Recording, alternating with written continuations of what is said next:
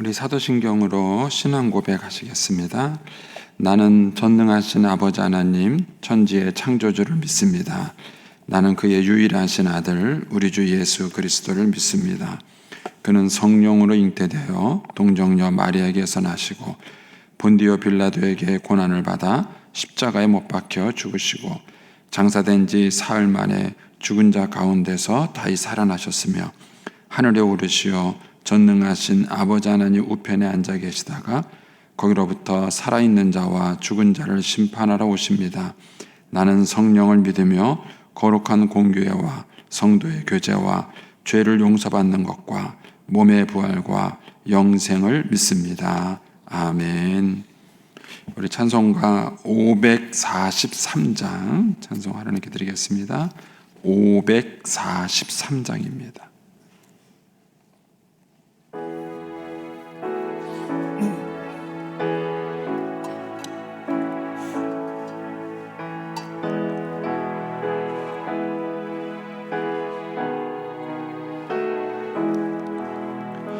어려운 일 당할 때 나의 믿음 적으나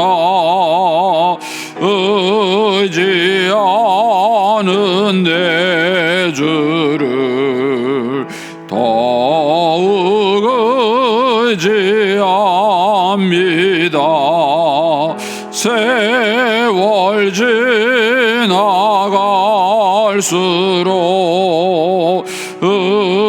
의지할 것뿐일세 무슨 일을 당해도 예수 의지합니다.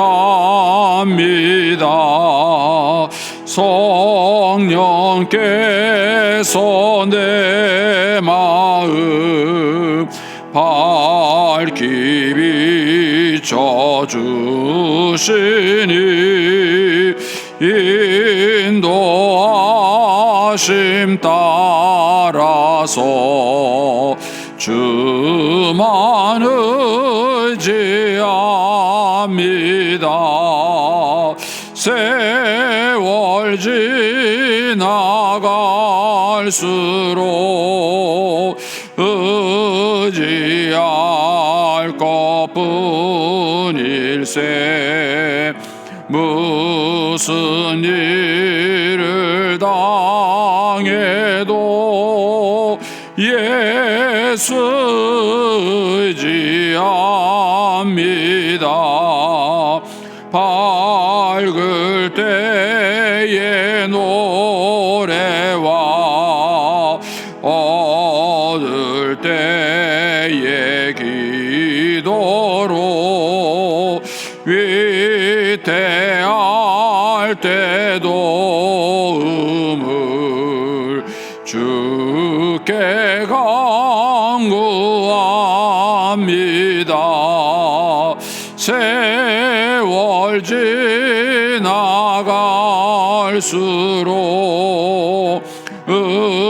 의지할 것뿐일세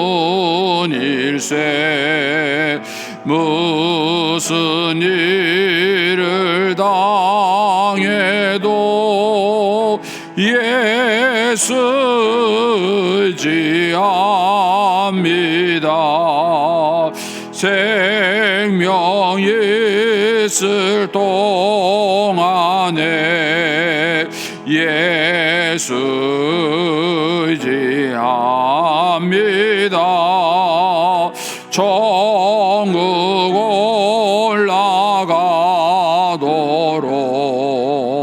의지할 것뿐일세 세월 지나갈수록 의지할 것뿐일세 무슨 일을 당해도 예수 의지합니다.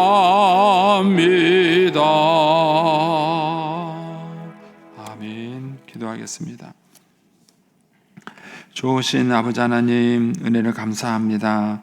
지난 간밤에도 저희들을 주님 품 안에서 편히 쉬게 해주시고 또 이 새벽에도 저희들을 주 앞에 불러주심을 감사합니다. 우리의 마음과 뜻과 정성을 다하여 주님을 사랑하며 사모합니다. 이 새벽에도 말씀과 기도 가운데 저희들을 만나주시며 주의 성령으로 충만케 하여 주옵소서. 기도의 영을 부어주시고 마땅히 간구할 것들로 기도할 수 있게 하여 주옵소서. 주님께 1000번째 예물을 올려드립니다. 하나님 아버지, 믿음으로 순종으로 감사로 드리는 예물을 주님께서 기뻐 받으시며 약속하신 하늘의 복과 땅의 복으로 충만하게 채워 주시옵소서.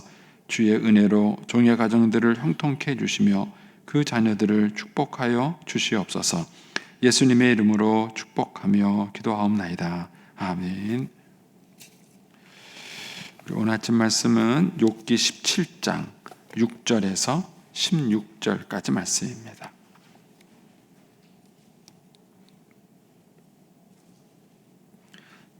욥기 17장 6절에서 16절입니다. 같이 봉독하시겠습니다. 하나님이 나를 백성의 속담거리가 되게 하시니 그들이 내 얼굴에 침을 뱉는구나. 내 눈은 근심 때문에 어두워지고 나의 온 지체는 그림자 같구나. 정직한 자는 이로 말미암아 놀라고 죄 없는 자는 경건하지 못한 자 때문에 분을 내나니 그러므로 의인은 그 길을 꾸준히 가고 손이 깨끗한 자는 점점 힘을 얻느니라. 너희는 모두 다시 올지니라. 내가 너희 중에서 지혜를 찾을 수 없느니라. 나의 날이 지나갔고 내 계획, 내 마음의 소원이 다 끊어졌구나. 그들은 밤으로 낫을 삼고 빛 앞에서 어두움이 가깝다 하는구나. 내 수월이 내 집이 되기를 희망하여 내 침상을 흙 앞에 펴놓으매 무덤에게 너는 내 아버지라 구더기에게 너는 내 어머니 내 자매라 할지라도 나의 희망이 어디 있으며 나의 희망을 누가 보겠느냐. 우리가 흙 속에서 쉴 때에는 희망이 스월의 문으로 내려갈 뿐이니라. 아멘.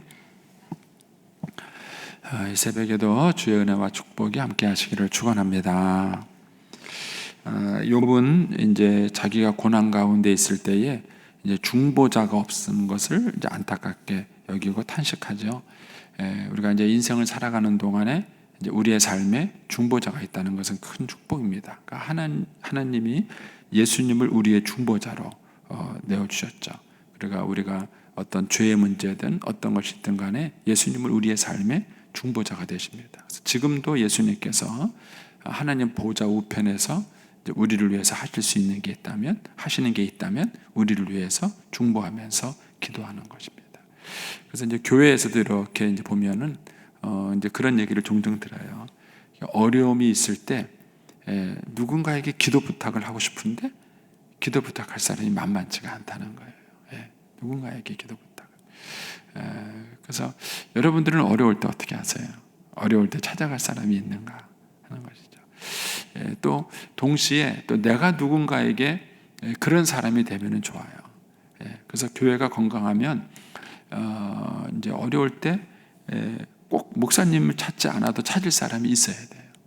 그런데 어려울 때 다 목사님만 찾는다 그러면은 그 교회가 건강한 교회가 아니에요. 그래서 교회 안에 이렇게 자기가 어렵고 힘들 때 누군가에게 이제 중보자를 찾을 수 있고 또 그 중보자가 있다는 것은 큰 축복이죠. 근데 기본적으로 우리에게 예수님이 우리의 중보자세요. 우리의 삶의 중보자시고 우리를 인도해 주시는 분이시다. 자, 이제 오늘 이 6절 이하에는 이제 욥이 계속해서 자기의 고통을 얘기해요. 그래서 이제 계속 반복되는 얘기지만 우리가 이 욥기를 통해서 이제 이 고통당하는 사람의 마음, 고난 중에 있는 사람의 마음을 우리가 좀 느낄 수 있고 공감하는 것들이 이제 이 욥기를 읽는 동안에 우리에게 필요한 것입니다. 자, 6절에 가시면 하나님이 나를 백성의 속담거리가 되게 하시니 그들이 내 얼굴에 침을 뱉는구나. 그 지금 욥이 자기가 당한 고난을 하나님이 자기를 백성들에게 속담거리가 되게 했다 이렇게 생각하는 거예요. 그러니까 욥은 아직까지 하나님의 뜻을 잘 모르니까 어느 날 하나님이 자기를 축복해 주시던 재산을 다 걷어가시고 자식도 다 걷어가시고 자기의 건강도 다 걷어가시니까 욥은 하나님이 자기를 이렇게 세상 사람들에게 속단거리를 만들었다 이렇게 생각을 하는 것이죠. 그리고 그렇게 되는 결과 그들이 내 얼굴에 침을 뱉는구나. 그렇죠. 사람이 힘있고 능력이 있으면 남들한테 무시 안 당하죠. 그런데 힘없고 능력 없으면 남들한테 무시당하는 거예요. 그러니까 욥이 이제 하나님이 자기한테 이런 고난을 주셨고 하나님이 이런 고난을 주셨기 때문에 사람들이 나를 이렇게 침뱉고 자기를 무시한다. 이렇게 욥이 지금 자기 상황을 그렇게 받아들이고 있는 것입니다.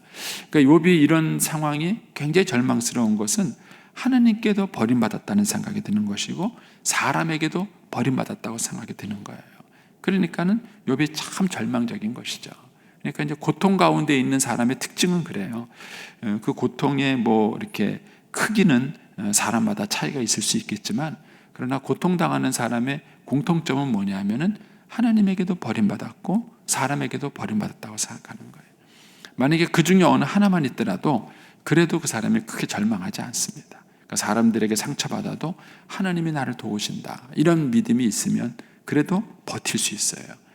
그런데 사람에게도 버림받고 하나님께도 버림받으면 갈 데가 없는 거죠. 그러니까 욥이 지금 이제 그런 상황인 것입니다. 이런 이제 욥의 그 고백을 통해서 이제 우리가 인생이라는 게 참 아무것도 아니라는 걸 깨닫는 거예요. 시편 기자의 말처럼 여호와께서 집을 세우지 아니하시면 세우는 자의 수고가 헛되어요. 여러분 인생은 정말 아무것도 아니에요. 제가 이제 그 아들을 다 키워서 이렇게 그 잃어버린 분 언제도 한번 여러분에게 얘기를 한 것 같기는 한데 아들을 미국에 유학 보내가지고 그 이제 거기서 이제 박사가 됐어요. 그 박사가 되고 그 다음에 졸업해서 그 학교의 교수가 됐어요. 그러니까 성공한 거죠. 자녀를 잘 이렇게 성공을 시킨 거예요.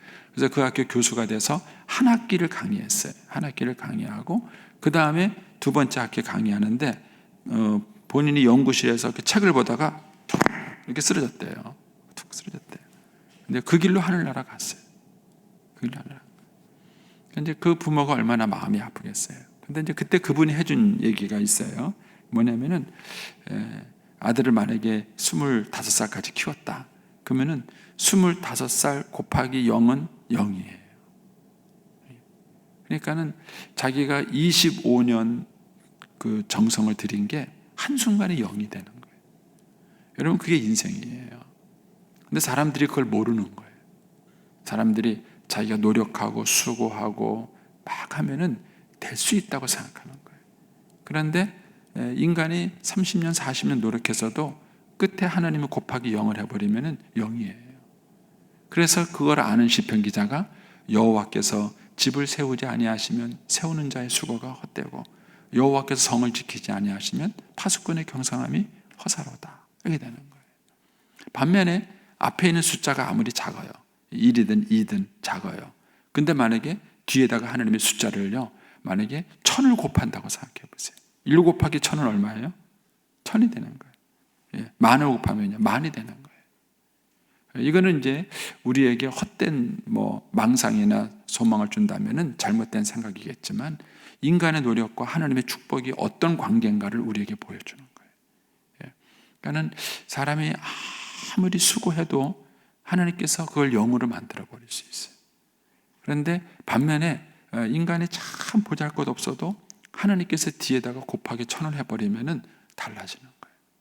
그래서 인생이라는 것이 하나님의 주권 안에 있다는 거예요. 욥은 여기서 그걸 더 철저히 깨닫는 거예요. 하나님이 나를 백성의 속담거리가 되게 하시니 조롱거리가 되게 하시니까 백성들이 나를 다 침뱉고 나를 조롱한다 그러는 거예요. 하나님이 낮추시면 아무것도 아니에요. 인생은 낮아질 수밖에 없어요. 근데 하나님이 우리를 높이시면 그걸 누구도 그거를 막을 수 있는 것이 아니에요. 난 욥은 이제 고통 속에서 다시 한번 그거를 더 깨닫게 되는 거죠. 다만 좀 부정적으로 깨닫는 거죠. 욥은 이것 때문에 욥은 이제 하나님께 대한 약간의 원망이 있는 그런 이제 부정적인 깨달음을 갖고 있는 것입니다. 그러면서 이제 7절에 욥이 자기가 겪고 있는 어려움을 그렇게 말해. 내 눈은 근심 때문에 어두워지고 나의 온 지체는 그림자 같구나.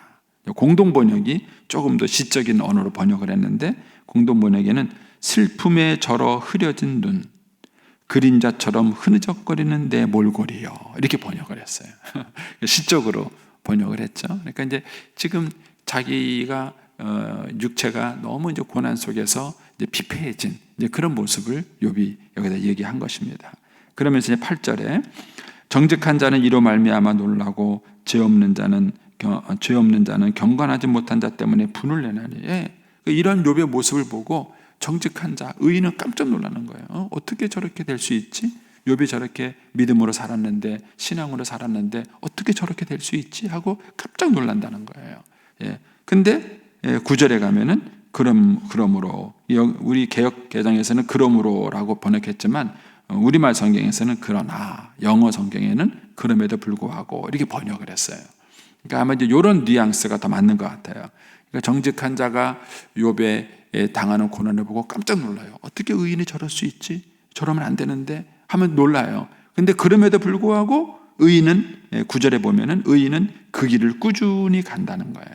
손이 깨끗한 자는 점점 힘을 얻는다는 거예요. 그러니까 욥은 이 얘기를 일부러 한 것 같아요. 친구들에게. 그렇게 어렵고 힘든다 할지라도, 그러나 내가 믿음을 버린 게 아니다.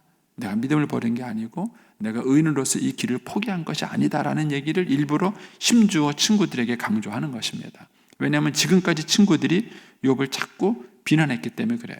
그리고 네가 지금 그렇게 어려움을 겪는 것은 뭔가 하나님 앞에 죄를 지어서 벌을 받는 것이다, 이런 얘기를 자꾸 친구들이 강조하니까 여기서 이제 욥이 의도적으로 이 얘기를 한 거라는 생각이 듭니다. 그래서 의인은 이런 일이 있다 할지라도 그럼에도 불구하고 계속해서 그 길을 꾸준하게 걸어간다. 나는 믿음을 포기한 것은 아니다. 이런 얘기를 친구들에게 하는 것입니다. 그러면서 이제 10절에 너희는 모두 다시 올지니라 내가 너희 중에서 지혜자를 찾을 수 없느니라. 친구들의 말이 도움이 하나도 안 되는 거예요. 너희 중에 참 지혜가 없다. 나에게 오라는 얘기는요, 좀 생각을 좀 바꾸라 이런 거예요. 의인이 고난당할 수 있다 이거예요. 고난당하는 것은 다 악인만 고난당하는 게 아니다. 의인도 고난당하고 어려움을 겪을 수 있다. 그래서 좀 생각을 좀 바꿔라. 너희에게 지혜가 없다, 이렇게 욥이 얘기한 것입니다. 그러면서 11절에 나의 날이 지나가고 내 계획, 내 마음의 소원이 다 끊어졌구나. 그러니까 욥이 지금 이제 죽음이 자꾸 느껴지는 거예요. 육신의 고통이 다가오면 다가올수록 죽음의 고통이 이제 목전에 느껴지는 거예요. 그런데도 불구하고 아직 자기의 마음의 소원이 이루어지지 않았어요. 그럼 욥의 소원이 뭐겠어요? 그 욥의 소원이 뭐냐면은 왜 내가 이런 고난을 당했는지 알고 싶은 거예요. 내가 믿음으로 살았는데, 하나님 앞에 이렇게 정말 믿음으로 살려고 애를 썼는데 왜 나한테 이런 고난이 다가왔는지 욥은 이해가 안 되는 거예요. 이걸 좀 욥은 알고 싶은 거예요. 그런데 이걸 알기도 전에 지금 욥은 자기가 죽을지 모른다는 생각을 하는 거예요. 그만큼 욥이 이렇게 죽음의 고통을 가까이 느끼는 상황 속에 욥이 처해져 있는 것입니다. 그러면서 이제 12절에 이렇게 말합니다. 그들은 밤으로 낫을 삼고 빛 앞에서 어두움이 가깝다 하는구나. 번역이 좀 친구들의 주장을 말한 건데 번역이 좀 어려울 수 있어요. 제가 현대 성경을 한번 읽어드릴게요. 12절입니다. 내 친구인 자네들이라도 어두컴컴한 밤을 낮이라 하지만 빛이 어슴풀에 밝아온다고 쉽게 말하는군. 그러나 나는 이렇듯 여전히 어둠 속에 파묻혀 있을 뿐인. 이렇게 얘기해요. 무슨 말인지 이해되시나요? 당신들은 지금 나보고 잘못을 회개하기만 하면은 빨리 이 어둠에서 벗어나서 빛으로 갈 수 있다고 그렇게 말하는데, 그거 참 헛된 일이다. 나는 아직까지 내가 믿음으로 살았음에도 불구하고 지금 여전히 나는 지금 아직도 어두운 가운데 있다. 이런 이제 탄식을 욥이 지금 하고 있는 것입니다. 그러면서 이제 13절에 이제 굉장히 절망적인 얘기를 해요. 내가 스올이 내 집이 되기를 희망하며 내 침상을 흙 앞에 펴놓았다. 욥에게 희망은 아무것도 없어요. 죽음밖에 희망이 없는 거예요. 그래서 14절에 가서 뭐라 그러냐면은 무덤에게 너는 내 아버지라, 구더기에게 너는 내 어머니, 내 자매라 할지라도. 그러니까 이제 죽음이 더 가깝게 느껴지는 거예요. 사람이 무덤 속에 들어가서 그 시체가 썩으면은 거기에 구더기가 끼잖아요. 그러니까 이제 욥이 지금 그 얘기를 하는 거예요. 무덤을 보고 내 아버지라, 구더기를 보고 내 어머니라, 내 자매다, 이렇게 말할 만큼 욥이 지금 죽음을 코앞에 느끼고 있는 것입니다. 그러면서 15절에 나의 희망이 어디 있으며 나의 희망을 누가 보겠느냐, 우리가 흙 속에서 쉴 때에는 희망이 스올의 문으로 내려갈 뿐이다. 아무것도 없다, 남는 게 없다, 이런 욥의 절망감입니다. 욥이 굉장히 이 고난 속에서 깊은 절망감 속에 빠져 있다는 사실을 알 수 있습니다. 이런 욥의 이야기를 우리가 반복해서 읽으면서 1차적으로 우리가 느낄 것은 고난받는 자의 심정이에요. 고난받는 자의 아픔이에요. 우리가 그런 사람에게 어떤 특별한 답을 줄 수는 없다 할지라도 적어도 그분들의 아픔, 고난, 이런 것들을 우리가 같이 느껴줄 수 있다면, 그것도 같이 공감해 줄 수 있다면 그것만 하더라도 큰 힘이 되겠죠. 그런데 욥의 친구들은 이런 욥의 마음을 전혀 공감해 주지 못하는 것을 볼 수 있습니다. 여기서 이제 욥이 갖고 있는 생각 하나를 좀 우리가 더 깊이 생각해 봐야 되는데, 거기 이제 13절 이하에 가면 욥이 이제 희망에 대한 얘기를 해요. 그런데 자기에게는 희망이 없다. 그래서 15절에 가면 나의 희망이 어디 있으며 나의 희망을 누가 보겠는가? 내 희망은 죽는 것뿐이다, 이렇게 얘기를 해요. 그러니까는 사람이 살아가면서 가장 힘든 것은 뭐냐 하면은 희망을 잃어버리는 거예요. 희망을 잃어버려요. 그러니까 사람이 희망이 없다면은 뭐 때문에 살겠어요? 뭐 때문에 살겠어요? 근데 희망을 잃어버려요. 우리 연세 드시면서 자꾸 잊어버리는 게 뭐죠? 희망을 잊어버리시잖아요. 마음은 아직도 청춘이잖아요. 안 그런가요?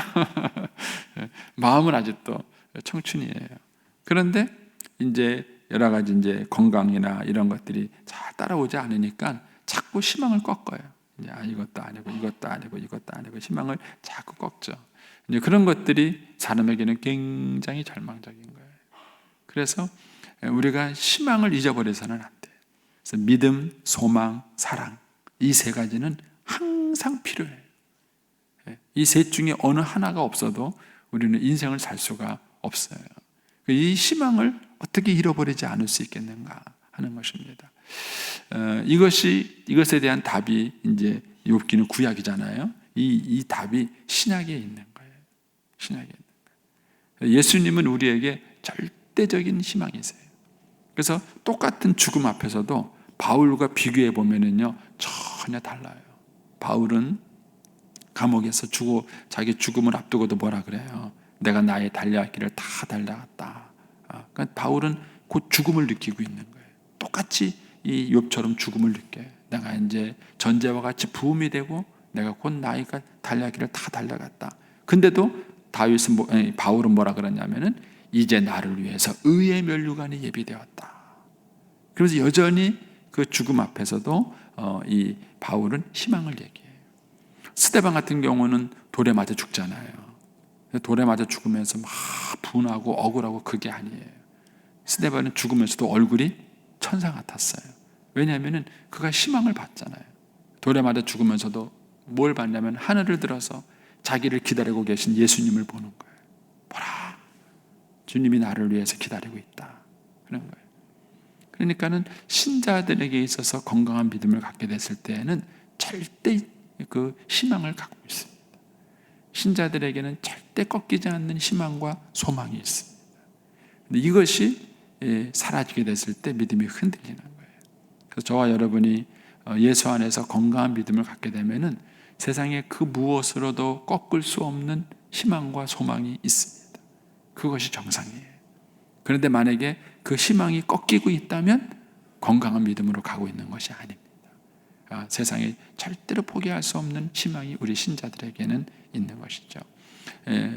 나중에 이제 우리가 보게 되겠지만은 욥이 이런 상황이 순식간에 반전이 돼요. 확 반전이 되죠. 근데 그게 욥이 다시 돈을 벌거나 자식이 생긴 다음이 아니에요. 결과적으로 욥이 재산을 돌려받지만 그거는 다 끝나고 난 다음이에요. 욥이 이 절대적인 절망에서 새로운 희망을 갖게 되는 때는 언제냐면은 하나님의 음성을 들을 때예요. 하나님의 임재를 경험할 때. 나중에 뒤에 가서 나오겠지만 내가 하나님에 대해서 귀로만 듣기 듣겠다냐면 이제는 내가 눈으로 봅니다. 이런 얘기를 해요. 하나님의 임재를 경험하는 그게 믿음이에요. 세상 사람들은 그걸 몰라요. 세상 사람들은 우리가 신앙생활하는 믿음의 비밀을 잘 모르는데 세상 사람들 우리가 이런 깊은 절망 속에 있을 때 하나님의 음성이 들리면 그게 우리에게 희망을 줘요. 새 힘을 주는 것입니다. 그래서 우리의 믿음이 소중한 이유가 바로 여기에 있는 것입니다. 저와 여러분이 이 새벽에도 하나님의 음성을 듣고 또 주님의 임재를 경험하는 시간이 되기를 축복합니다. 기도하겠습니다.